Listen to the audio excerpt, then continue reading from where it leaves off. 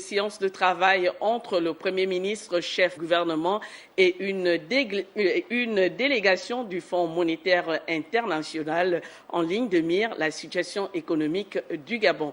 Contre Jacques Fourier, Mangumba, Michel John Boudéan. Depuis la chute brutale du prix du baril du pétrole, notre pays, le Gabon, s'est engagé dans la diversification de son économie en vue de lutter efficacement contre cette crise économique qui affecte le quotidien des populations. C'est pourquoi le gouvernement multiplie les efforts dans la gestion rigoureuse des finances et des rencontres avec le Fonds monétaire international, ce qui justifie cette séance de travail entre le Premier ministre Julien Koré-Bekale, les ministres de l'économie, du pétrole, du budget et une mission du FMI pour discuter de la situation macroéconomique du Gabon. Et la mission a essentiellement pour objectif de faire un petit peu le point sur la situation macroéconomique au Gabon et sur les performances dans le cadre du programme entre le Gabon et le FMI. La situation est bonne. Il y a des progrès importants qui ont été faits.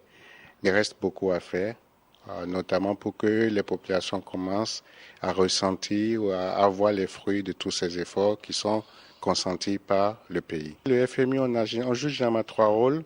Un premier rôle, c'est le financement, et donc nous apportons du financement au gouvernement gabonais.